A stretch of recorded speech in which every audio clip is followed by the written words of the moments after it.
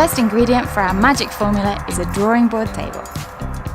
Divide it into small pieces. We will also need a rabbit's foot from the shoe tribe, 50 well-shredded pencils, a litre of white glue and plastic paint, plus a dash of graffiti. Finally, we decant everything in a laboratory and we obtain the magic formula to draw comics. When everything is ready, we pour it onto the blank sheets of paper and wait for... Whoa! What have you done? Have you drunk it? That was to be poured onto the sheets! It was for the sheets! You'll have to draw it yourself. Before starting to draw, we must prepare everything. First of all, the paper. You need a good piece of paper with the correct grade for the technique you're going to use. An ordinary sheet of paper will do if you're going to draw with felt tip pens. If you're going to apply ink with a brush, then you'll need a thicker paper, like card. For watercolours, use specific paper for watercolours. It is important to work with the correct dimensions. We are looking for works that fit in with ISO A dimensions.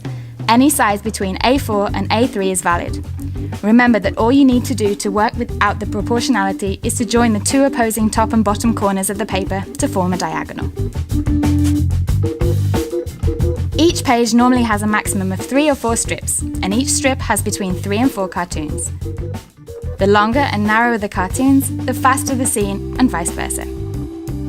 If you want to get the most out of this resource, develop the story first and structure the cartoons around the action. Don't forget that the work is limited to 2 pages in the junior category and 4 pages in the adult category. Invent a nanopower for your superhero or superheroine. The power of gecko, the nano smell, and the chameleon effect are some options. Don't think twice. The best nanopower is the one you can invent yourself. Discover the incredible properties of nanomaterials at www.nanokomik.com and let your imagination run free.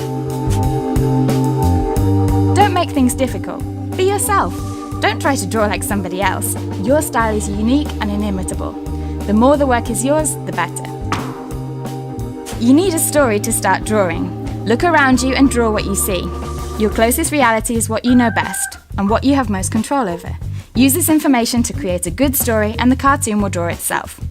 Organise the ideas into 3 groups and divide the space on the page to tell the story.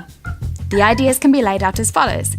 The first strips for the presentation, the next ones for the body of the story, and the last ones for the conclusion. Once you have the story, use onomatopoeia, kinetic links, and as many resources from comic language as you like. Your own handwriting is far more valuable than that of a computer. It's not the same to write a letter to a friend, a protest song, or a declaration of love. Write with the aim of communicating something specific, being aware of what you want to say and why. Think of it as a whole.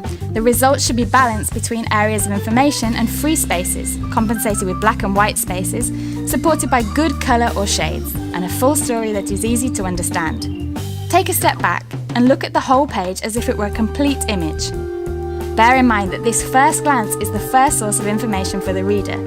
If we manage to catch the reader's attention, the reader will then concentrate on the cartoons, and if the ending is surprising, the reader may never forget what has been read. Be critical, revolutionary, groundbreaking. Don't be content with the first thing that comes to mind. Go one step further. To inspire a reader, the process must be as entertaining as possible for the cartoonist. But above all, finish the work. It wasn't so difficult, was it? Scan your work in high resolution and send it to us by the 11th of June along with your personal details via the website www.nanokomik.com.